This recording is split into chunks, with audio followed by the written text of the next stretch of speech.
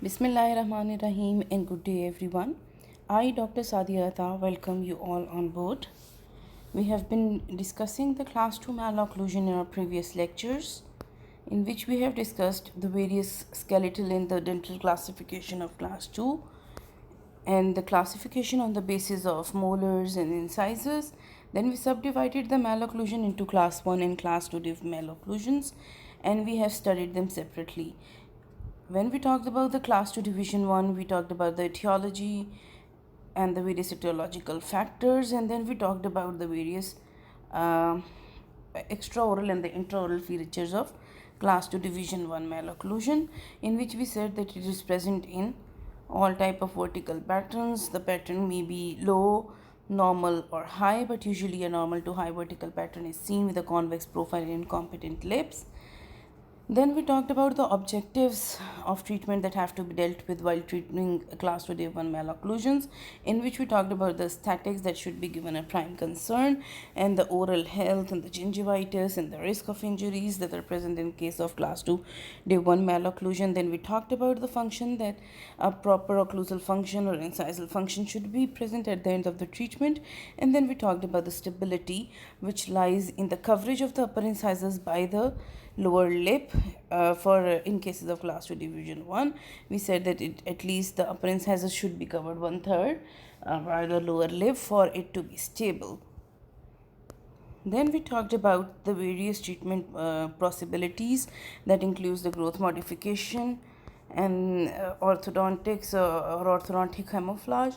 And then we talked about the orthognathic surgery, which is done in severe cases of class 2 malocclusions on a severe skeletal class 2 pattern.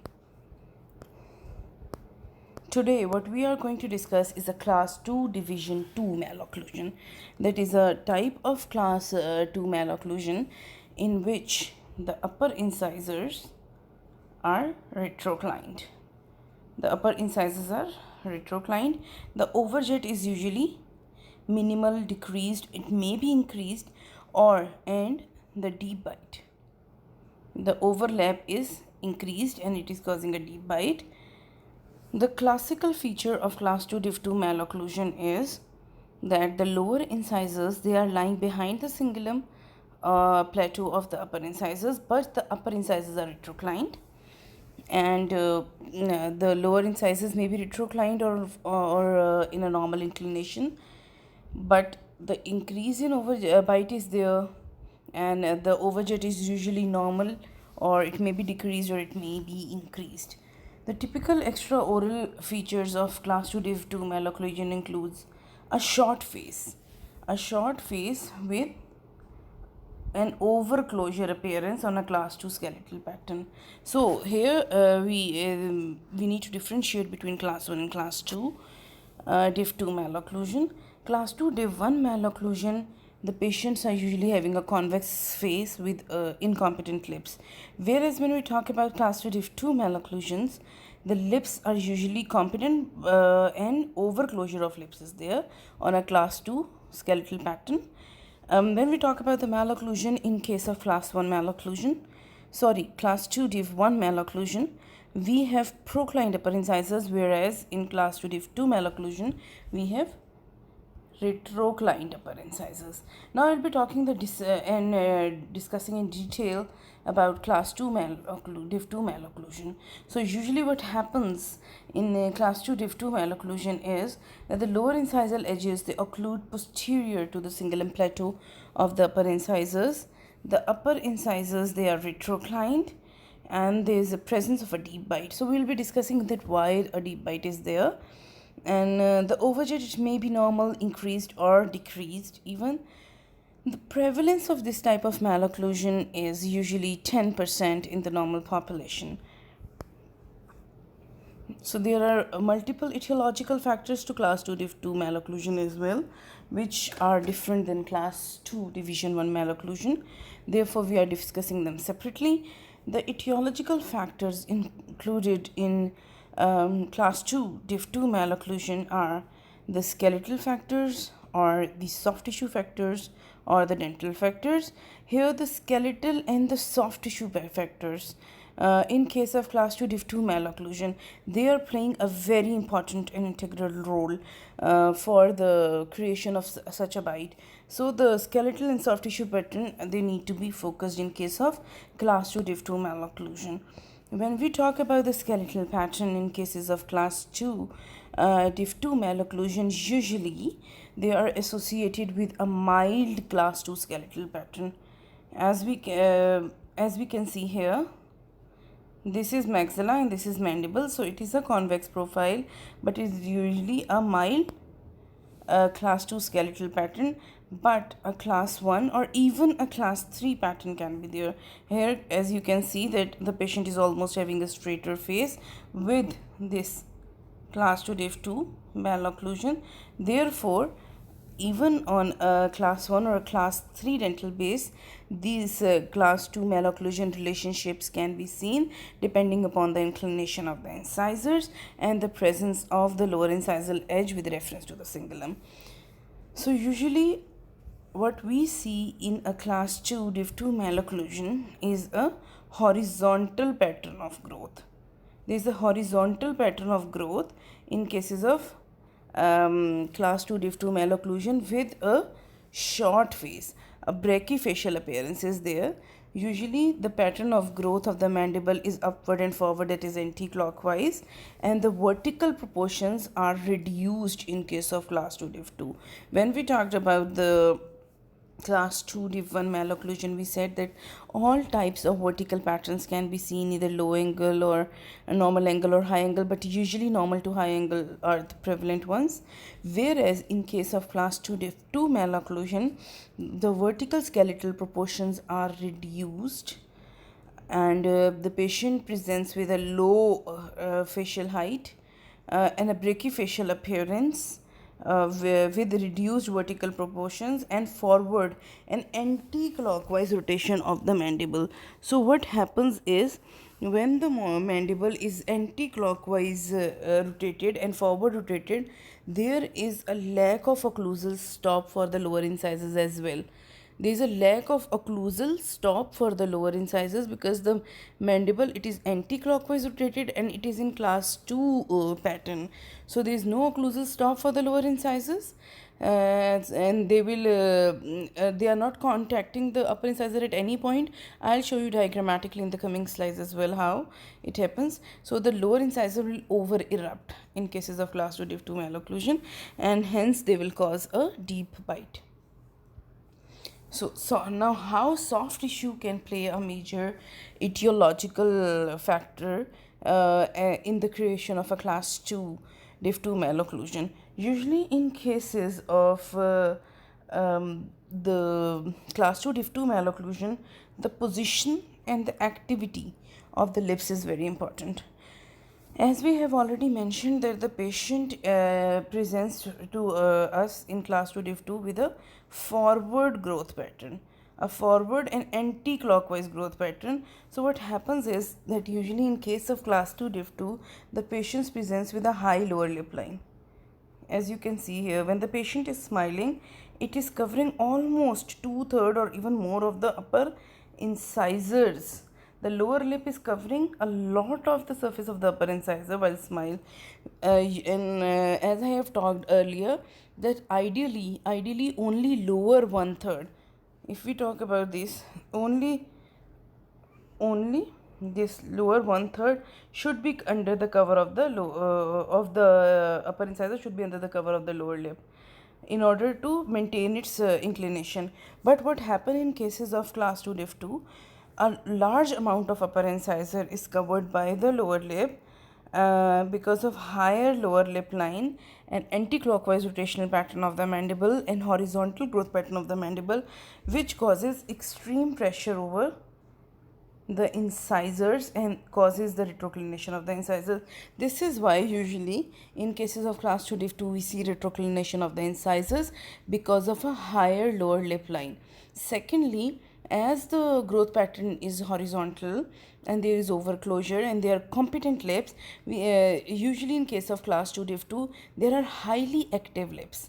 highly active lips are present, and the high muscular activity of the lip, it causes the creation of a class 2 diff 2 malocclusion. Usually in cases of hyperactive upper and lower lips, both the upper and the lower incisors are seen to be retroclined.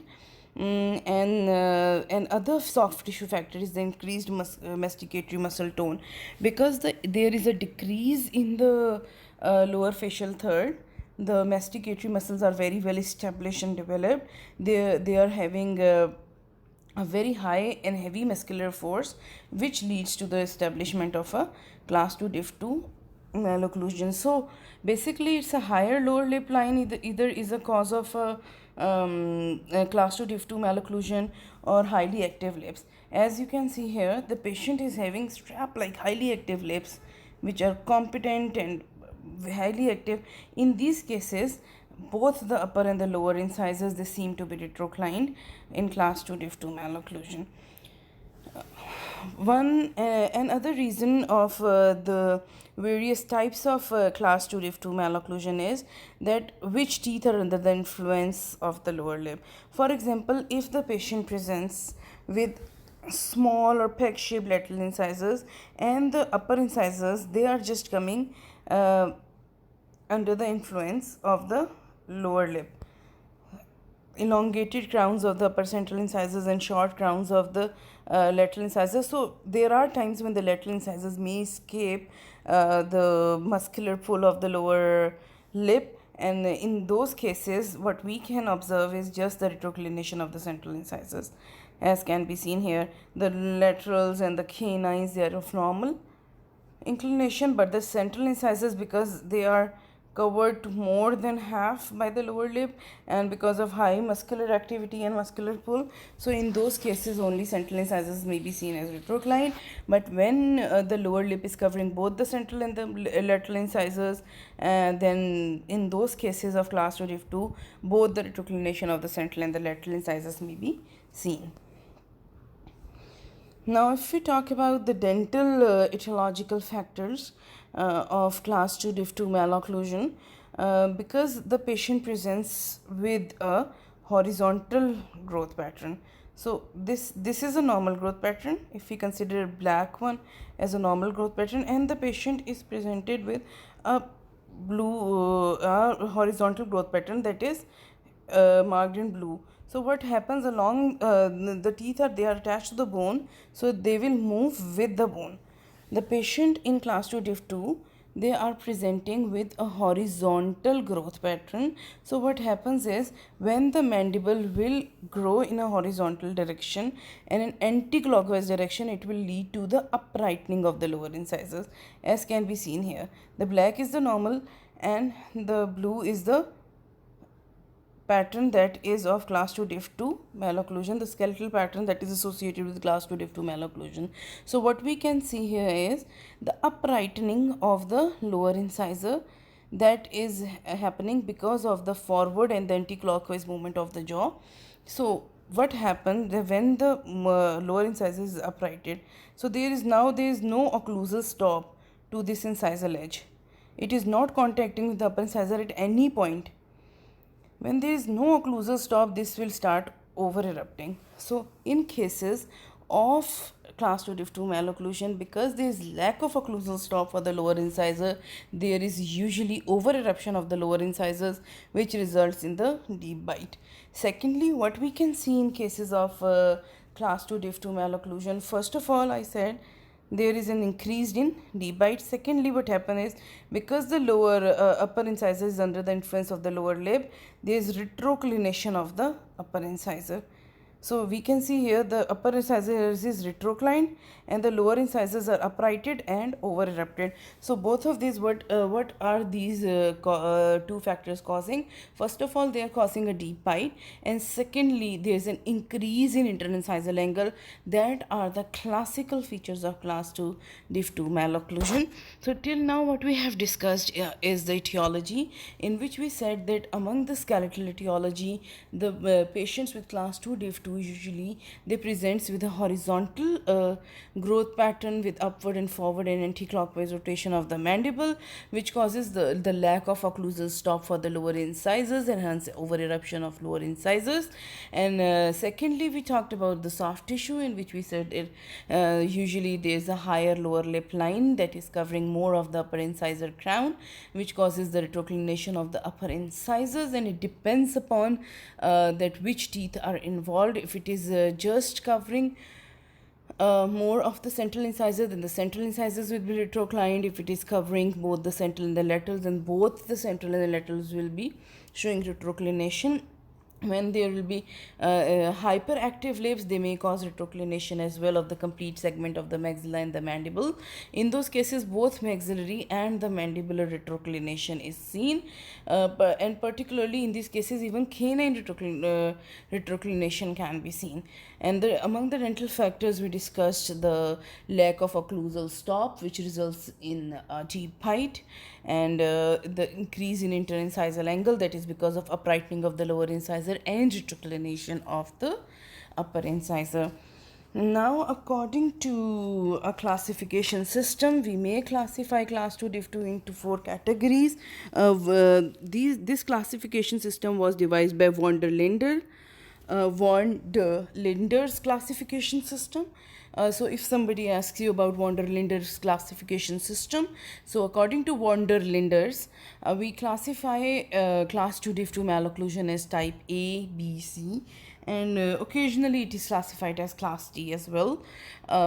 In class type A of class 2 diff 2 malocclusion, the central incisors are retroclined. As you can see here, the central incisors are retroclined, rest all of the teeth are normal. Whereas in case of type B class 2 diff 2 malocclusion, both the centrals and the laterals are retroclined. Okay, so in type A, the central incisors are retroclined, whereas in type B of von der Linder's classification, central and lateral incisors are retroclined. If we talk about the type C, central, laterals and canines are retroclined. As I mentioned earlier, usually seen in cases of high muscular activities and higher muscular pulse. There is another classification according to which they classify it as type D, and they said that if there is asymmetric retroclination of the anterior teeth, it may be classified as type D. You just need to remember the names and the type of teeth involved in this classification, that is type A, B, C, D. In A, the centrals are retroclined, B, centrals and laterals are retroclined, in C, central, lateral and canines are retroclined bilaterally, whereas in D, there is asymmetric retroclination. Now we will be discussing the clinical features of class 2 diff 2 malocclusion, and we will be discussing the soft tissue, intraoral and extraoral features.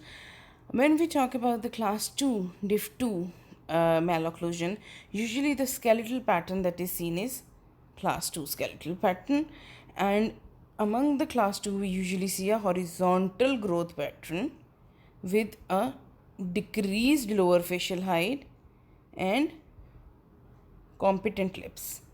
Therefore, what is seen in case of class 2 diff 2 malocclusion is a mild, almost a mild skeletal class 2 pattern with decreased lower anterior facial height or horizontal growth pattern, overclosure appearance, competent lips, and well-developed symphysis, well-developed chin, deep labiomental angle.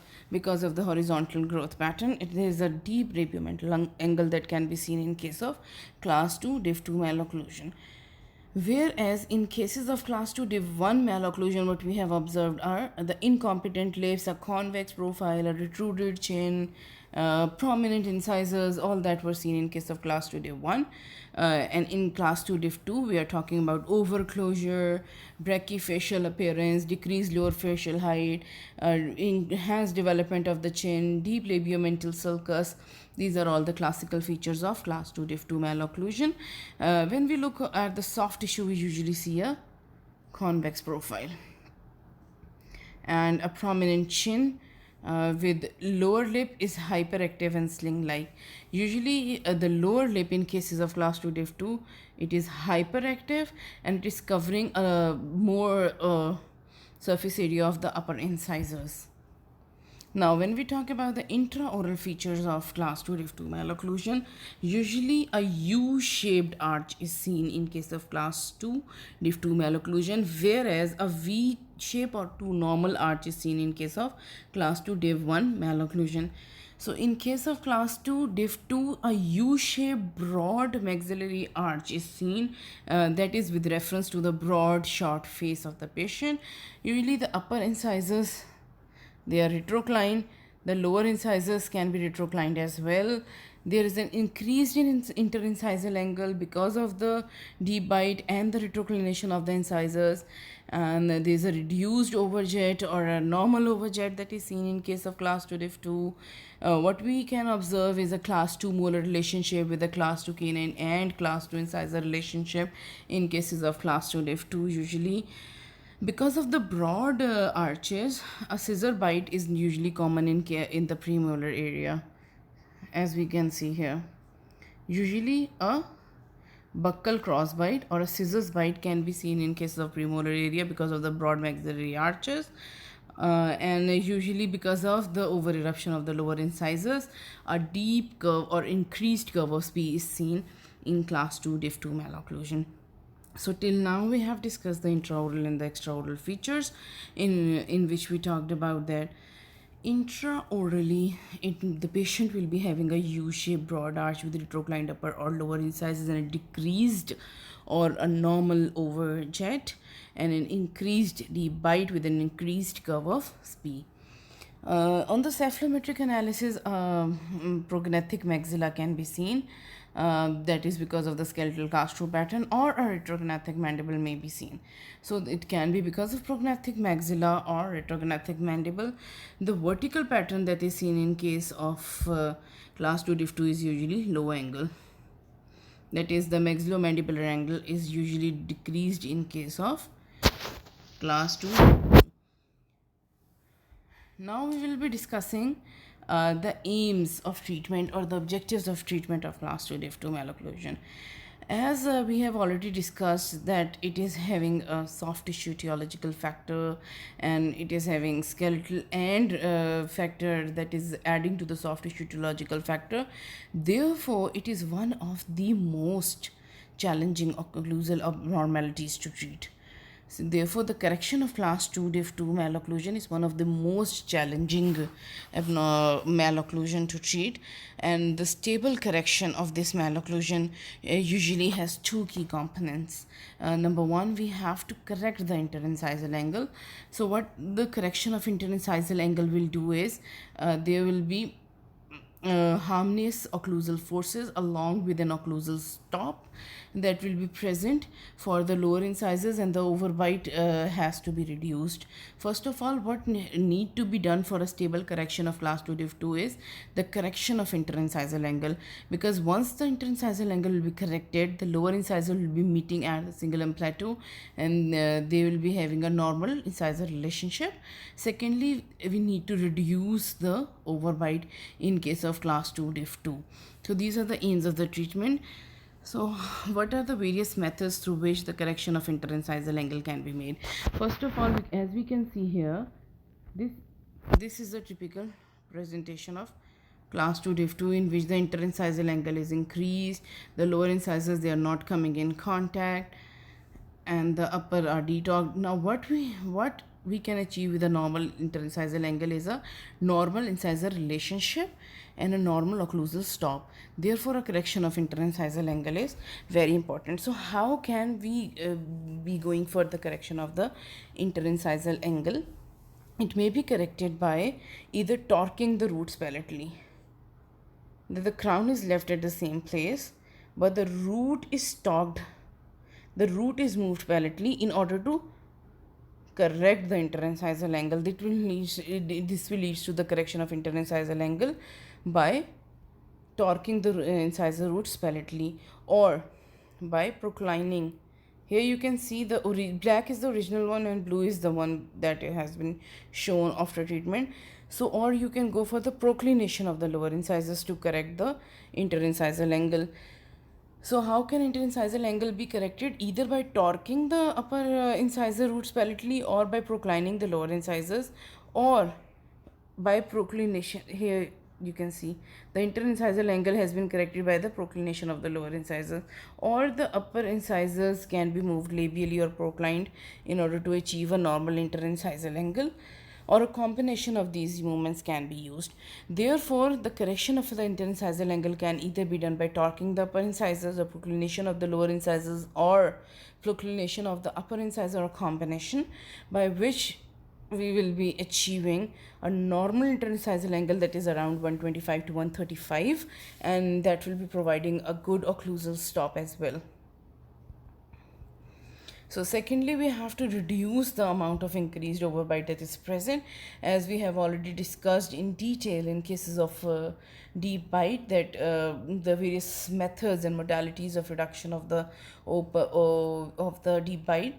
So it can be either achieved by the intrusion of the incisors, that is either these incisors they can be intruded, or the molars they can be extruded, or the eruption of the molars. So what is the difference between the extrusion of molars and eruption of the molars? Is that when we talk about the extrusion of the molars, solely a dental movement, but when we talk about the eruption of molars, it is the eruption of the molars while the growth is still happening, and that is more stable as compared to the extrusion of the molars.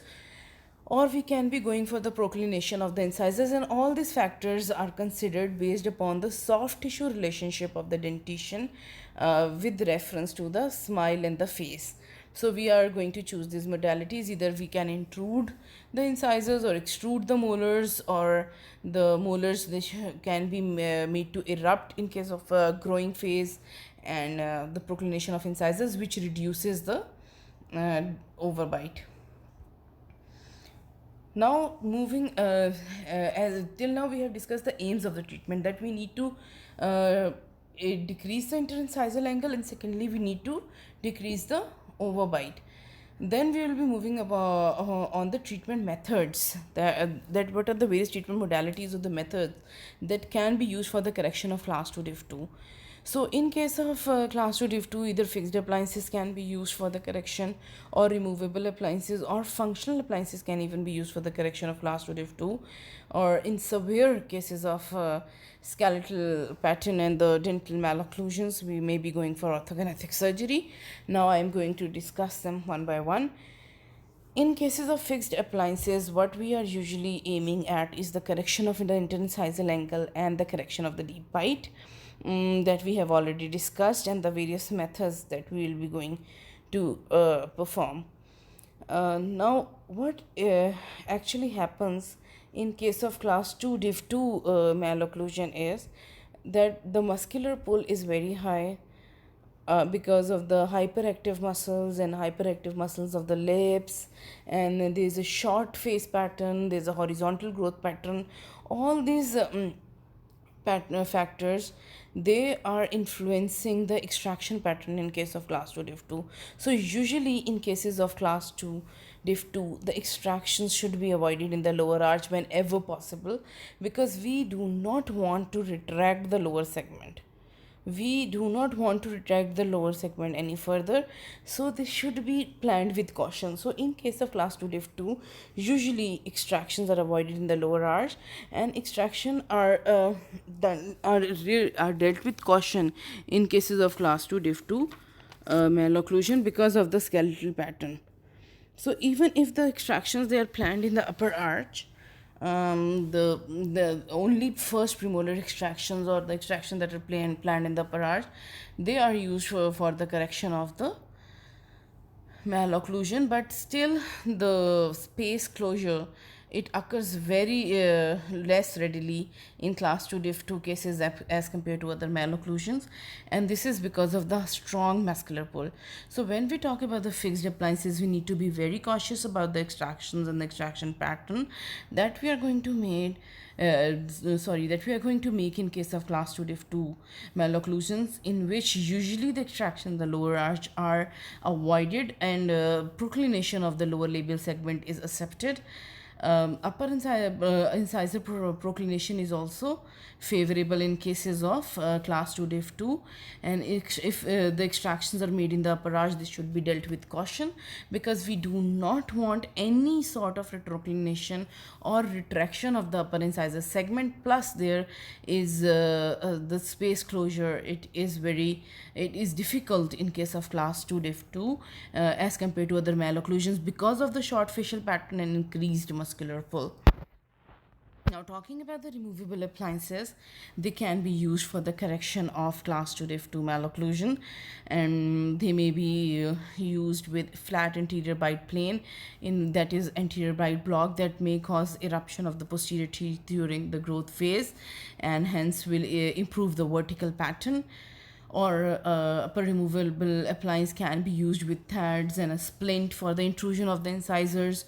It can be used, or for a Z-spring, for example, can be incorporated in a removable appliance for the inclination correction of the upper incisors. Now, functional appliances can also be used in case of class 2 diff 2, but in case of class 2 diff 2, usually modifications are done to procline the upper incisors. These modifications can be the fixed appliances can be placed just to the anterior teeth for the leveling, alignment, and proclination of the upper teeth. And then a functional appliance can be given, as can be seen here, that the patient is having a class 2 diff 2, just anterior 6 teeth are involved with the fixed appliance, that is a modification, and along with that a functional appliance is given. Or first of all, the anteroposterior correction is made with a removable appliance, and then a functional appliance is given. Because there is no overjet, therefore we have to look for the correction of the anteroposterior dimension in case of class 2 diff 2 prior to the functional appliances, or we can use fixed appliances along with the functional appliances in case of class 2 diff 2. Now, in severe cases of class 2 diff 2 with a severe skeletal pattern in both the anteroposterior, that is maxilla is forward, mandible is behind, and the horizontal, that is the vertical pattern, severe discrepancies in both the anteroposterior and the vertical patterns, they calls for an orthognathic surgery, which means that the anteroposterior dimension is also severe and the facial height is also decreased. In those cases, orthognathic surgeries are usually planned and suggested, but in cases of class 2 diff 2 malocclusions, usually pre-surgical arch leveling is not done. Here you need to know that arch leveling is not done in the pre-surgical phase of class 2 diff 2 malocclusion. Just arch alignment is done. They are just leveled. The arches are but they are not aligned. Sorry. Here, to make it easy for you, what is the difference between leveling and alignment? So basically the curve of SPE, it is not addressed. The curve of SPE is not addressed, and the teeth, they are just aligned. They are just straightened up. For example, if these are retroclined, they are just proclined, but this curve of SPE, this increased curve of SPE is not addressed. So in cases of pre-surgical orthodontics in class 2 diff 2 malocclusion, pre-surgical arch leveling is not done because of the higher muscular pulls and the facial pattern. So arch leveling is done post surgical in case of class 2 diff 2 malocclusion. Yeah, this is all what you need to know right now. So when we talk about the retention in cases of class 2 diff 2 malocclusion, the retention phase is very important, and it is also one of the very difficult malocclusion to treat. So therefore retention and stability have to be considered. What need to be done is and considered is that we have to prevent the increase of overbite after the overbite correction in cases of class 2 diff 2. The overbite correction needs to be maintained, and the interincisal angle has to be maintained. particularly and if the lower labial segment has been proclined. So therefore in cases of class 2 diff 2 usually fixed retention is advised if the lower incisors are proclined. So what are the two factors that need to be considered while the retention phase of class 2 diff 2 is that the overbite should be maintained and the interincisal correction should be maintained at around 135 degrees so that it may not go into the relapse. And in cases where the lower segment has been proclined to correct the interincisal angle, in those cases usually a fixed retention is advised.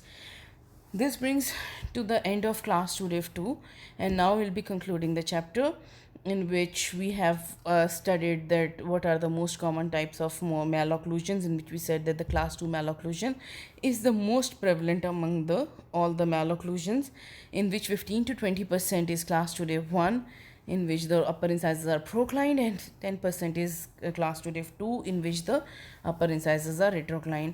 Class 2 diff 1, it is usually associated with a class 2 skeletal pattern with retrusive or retrognathic mandible. And the etiological factors, other etiological factors, they include the soft tissue, the dental, in which the crowding was one of the major cause, or the habits. Whereas if we talk about the class 2 diff 2, we said that usually a soft tissue and a skeletal pattern is the more predominant factor. When treating the class 2 diff 1 or the class 2 diff 2 malocclusion, what we need to be very careful about is the exact etiology of that malocclusion so that it should be dealt with. The stability of class 2 division 1 is improved when the upper incisors are under the control of the lower lip. So in cases of class 2 div 1, the stability depends upon the coverage of the upper incisors by the lower lip, whereas in cases of class 2 div 2, the stability usually depends upon an adequate incisal stop for the lower incisors and an interincisal angle that should be around 135.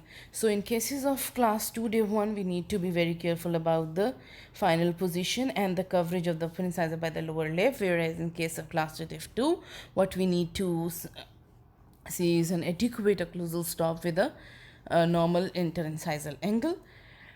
This is all for today, and this brings to an end to the course content that I have to teach you. The take-home message for today is the best revenge is massive success, and I wish you all the best and good luck for your final exams. Thank you so much. Stay home, stay safe, stay blessed, and Allah Hafiz.